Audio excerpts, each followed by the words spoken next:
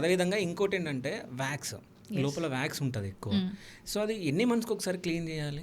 So year వ్యాక్స్కి ఒక cycle ఉంటుంది, degeneration cycle ఉంటుంది. Again it works like a conveyor belt మన చెవి. ఓకే. సో వ్యాక్స్ ప్రొడ్యూస్ అవుతుంది, ఓకే, అది హార్డన్ అవుతుంది, అండ్ దెన్ అది డ్రై అవుతుంది, అండ్ దెన్ ఆటోమేటిక్గా అది వచ్చేస్తుంది.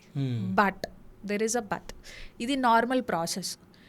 ఇది కొన్నిసార్లు బేస్డ్ ఆన్ యువర్ ఇమ్యూనిటీ కానీ the way you are getting exposed కానీ లోపల ఉన్న వ్యాక్స్ బయటికి రాకపోవచ్చు ఒక సైకిల్. సెకండ్ సైకిల్ జనరేట్ అయిపోతుంది. సో ఇప్పుడు ఏమవుతుంది, నార్మల్గా ఇంత అమౌంట్ ఆఫ్ వ్యాక్స్ క్రియేట్ అవ్వాలి, దానికన్నా ఎక్కువ క్రియేట్ అయింది. సో ఏమవుతుంది, you will automatically feel blocked, లేదా పెయిన్, లేదా డిస్కంఫర్ట్, లేదా you feel like I'm not hearing properly. Is when you have to go to an ENT or an audiologist, get your ears checked. Ears block అయితే అప్పుడు తీపించుకోవాలి తప్ప wax మనంతటి మనం clear చేసుకోవాల్సిన అవసరమే లేదు. If you ask me as an audiologist, నాకు ఇప్పటి వరకు ఇంపాక్టెడ్ వ్యాక్స్ లేదు.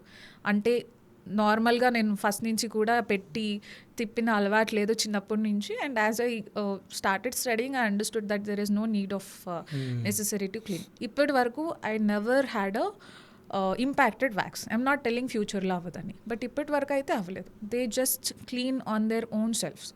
అండ్ వ్యాక్స్ ఈజ్ గుడ్, మనం దాన్ని ఫస్ట్ చెడు చేయడం ఆపేయాలి. It is really good for your ears. See for eyes కనురెప్పులు ఉన్నాయి, lips you can open and close, so for everything you need to have a closure or a movement. ఇప్పుడు ఇయర్కి ఇట్లా ఏమైనా ఫ్లాప్స్లో వర్క్ అవుతుందా? లేదు కదా.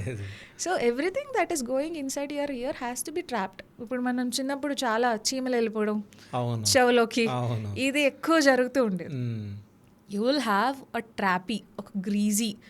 ఇప్పుడు నడవాలి అని అనుకుంటే నేను అక్కడికి వెళ్ళకుండా ఒక గ్రీజ్ వేసేస్తే ఎట్లా ఉంటుంది, that is how your wax is. It's good.